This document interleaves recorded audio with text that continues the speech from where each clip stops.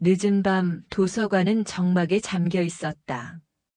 형광등 몇 개만 희미하게 빛나고 책장 사이로는 바람 한 점 스며들지 않았다. 나는 책을 정리하며 고요한 시간을 보내고 있었는데 순간 등 뒤에서 낯선 기척이 느껴졌다. 발걸음 소리도 말소리도 아니었다. 오히려 낮게 깔린 숨결이 귀끝에 스쳤다. 책을 찾으러 왔다고 하면 믿어주실까요? 어둠 속에서 젊은 여자의 목소리가 속삭였다. 나는 돌아보았고 그곳에는 젖은 눈빛으로 날 바라보는 낯선 여인이 서 있었다.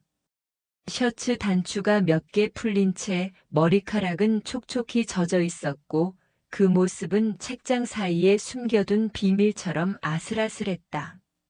그녀는 한 발 더 다가오며 속삭였다. 책장을 넘기는 대신 저를 펼쳐보시면 어떨까요? 가슴이 요동쳤다. 순간적으로 목이 말라왔고 무언가 금지된 장면을 마주한 듯 심장이 터질 듯 뛰었다. 하지만 나는 간신히 정신을 다잡았다. 여기는 도서관입니다. 지금은 더 있으면 안 됩니다. 여인은 의미심장한 미소를 짓더니 그림자처럼 사라졌다. 남겨진 건 종이 냄새와 귓가에 맴도는 한 문장뿐이었다. 책 대신 나를 펼쳐보라. 다음 날 아침 교수실 앞에서 마주친 선배 지훈이 피곤한 얼굴로 내게 물었다. 민재, 혹시 내 아내 본 적 있나? 요즘 자꾸 늦게 들어와서. 순간 머릿속이 얼어붙었다.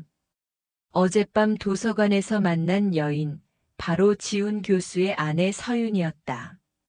그날 이후로 서윤은 밤마다 도서관에 나타났다.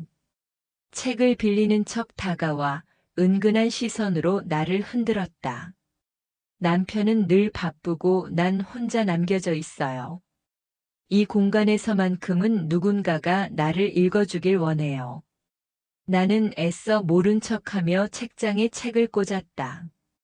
하지만 서윤의 시선은 날 따라다녔고 귓가에는 또다시 속삭임이 스며들었다. 며칠이 지나자 도서관에서 아르바이트를 하던 학생 은서가 나를 붙잡았다. 선생님, 이상한 걸 봤어요. 어젯밤 그 서가 두 사람 그림자가 겹쳐져 있었어요. 분명 책을 찾는 게 아니라 다른 무언가를 찾고 있는 것 같았어요. 나는 아무 말도 할 수 없었다. 땀이 손바닥에 맺혔고 심장은 더 크게 뛰기 시작했다. 지훈 교수는 점점 날카로워졌다. 민재, 야간 열람실 CCTV 좀 확인해. 책 분실 신고가 들어왔어. 그는 책 분실이 아니라 다른 무언가를 찾고 있었다. 나는 고개를 끄덕였지만 이미 머릿속은 복잡하게 얽혀 있었다. 어젯밤 그녀가 남긴 눈빛과 목소리, 그리고 지훈의 날카로운 의심이 교차하며 나를 올감했다. 그날 밤도 서윤은 도서관에 왔다. 책장을 스치는 소리 뒤로 부드러운 향수가 퍼졌다. 그녀는 책 한 권을 꺼내 내 손 위에 얹으며 속삭였다. 책 속의 글자는 금방 잊혀져요. 하지만 몸에 새겨진 문장은 오래 남아요. 나는 다시 뒷걸음질 쳤다. 그러나 그녀의 손끝은 이미 내 손을 스치고 있었다. 그날 이후 서윤은 밤마다 도서관에 찾아왔다. 처음엔 책을 빌리는 척했지만 이제는 숨길 생각조차 하지 않았다. 그녀는 서가 사이로 들어와 의도적으로 내 곁에 바짝 붙었다. 흰 손가락이 책장을 훑으며 내려갈 때마다 마치 내 마음속까지 읽어내려는 듯 했다. 민재 선생님, 남편은 요즘 저를 집안의 가구처럼 취급해요. 제 얘기를 들어주는 사람은 아무도 없어요. 그래서 이곳이 좋아요. 고요해서, 그리고 당신이 있어서. 나는 대답 대신 책을 정리하며 등을 돌렸다. 하지만 그녀의 목소리는 등을 타고 흘러내려 결국 가슴속 깊이 스며들었다. 거부해야 한다는 생각과 이상하게도 벗어나고 싶지 않다는 감정이 교차했다. 그러던 어느 날 서유는 도서관 비밀 열람실의 문을 열었다. 누구도 잘 쓰지 않는 그곳은 두꺼운 문 때문에 바깥의 소리가 거의 들리지 않았다. 그녀는 나를 바라보며 속삭였다. 책 대신 내 몸을 읽어달라는 말 아직도 기억하시죠? 오늘은 답을 듣고 싶어요. 순간 가슴이 쿵 내려앉았다. 그녀의 눈빛은 간절했고 동시에 위험했다. 나는 고개를 저으며 뒷걸음질 쳤지만 그녀는 한 발 더 다가왔다. 가까워진 숨결, 스치는 손끝, 그리고 책이 바닥으로 떨어지는 소리. 그 짧은 순간 마치 모든 세상이 흔들리는 듯 했다. 그러나 문득 들려온 발자국 소리에 우리는 움찔했다. 문틈으로 경비 아저씨가 지나가는 그림자가 비쳤다. 서유는 재빨리 몸을 떼고 아무 일 없었다는 듯 책을 펼쳐들었다. 나는 그제야 정신을 차렸지만 이미 늦었다. 경계는 한 번 무너지면 쉽게 다시 세울 수 없다는 사실을 깨달았다. 며칠 뒤 학생 은서가 다시 내게 다가왔다. 그녀는 주저하다가 조심스레 말했다. 선생님, 혹시 지훈 교수님 아내분을 알고 계세요? 요즘 사람들 사이에서 소문이 돌아요. 야간 도서관에서 수상한 일이 있다고요. 나는 손에 들고 있던 책을 떨어뜨렸다. 은서는 놀란 눈빛으로 나를 보았고 말없이 도서관을 나가버렸다. 그날 저녁 지훈 교수는 내게 불쑥 물었다. 민재, 내가 도와줄 일이 있어. CCTV 좀 열람할 수 있나? 나는 심장이 멎는 듯한 기분에 휩싸였다. 혹시라도 서윤과의 장면이 찍혔다면 모든 게 끝장날 수도 있었다. 다행히 지난 며칠간은 카메라 각도가 애매해 뚜렷한 모습은 보이지 않았다. 그러나 지훈의 눈빛은 의심으로 가득 차 있었다. 내 안에 뭔가 숨기는 게 있지? 그날 밤 서유는 다시 도서관에 나타났다. 이번엔 표정이 다급했다.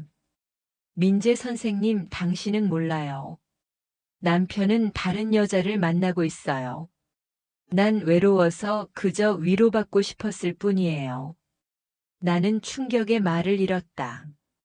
늘 완벽한 가정, 안정적인 교수의 삶을 사는 줄 알았던 지훈이 사실은 외도 중이라는 말이었다.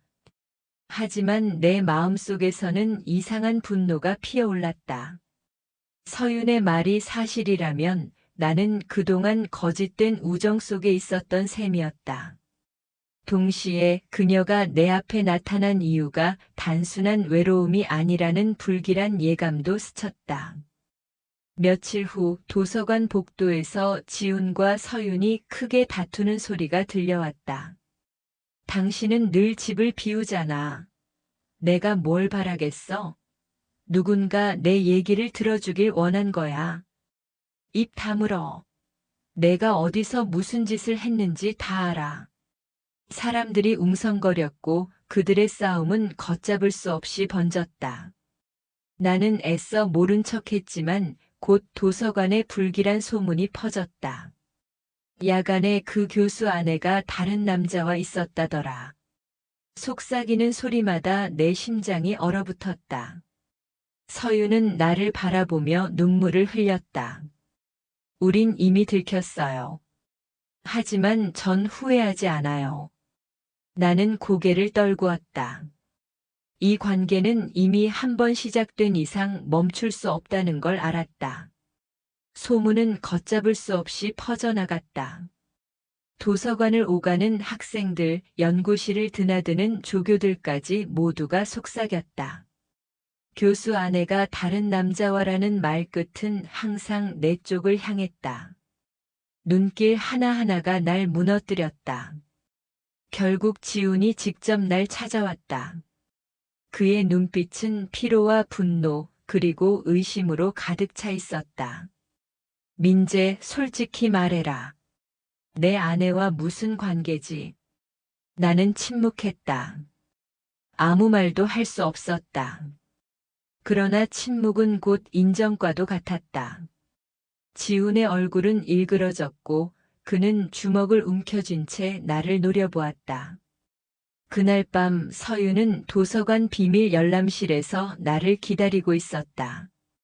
눈가는 붉게 부어 있었고 손은 떨리고 있었다. 이제 다 끝났어요. 남편이 모든 걸 의심하고 있어요. 하지만 전 민재 선생님 곁에 있고 싶어요.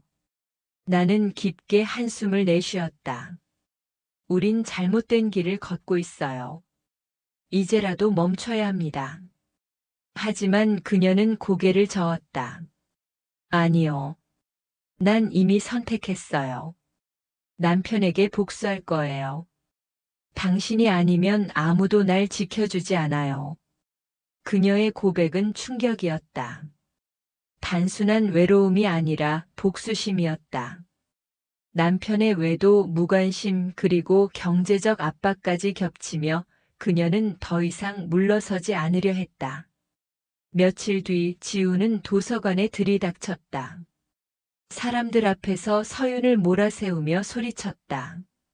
내가 감히 나를 우롱해? 그 남자와 함께 날 망치려 했지? 서윤은 눈물을 흘리며 맞받아쳤다.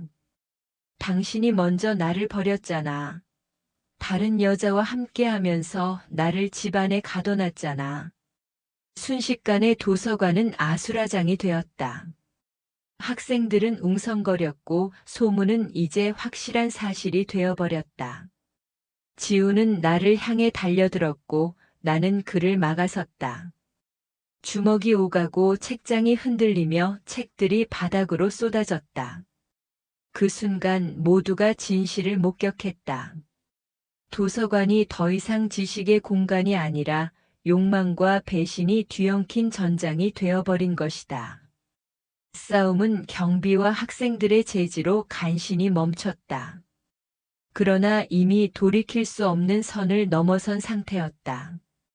학교 측은 사건을 문제 삼았고 나는 직장에서 쫓겨났다. 명예도 자리도 모든 걸 잃어버렸다. 서윤 역시 가만히 두지 않았다.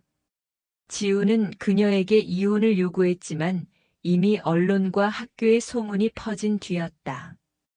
교수의 아내 젊은 남성과의 부적절한 관계라는 자극적인 기사 제목이 신문에 실렸다.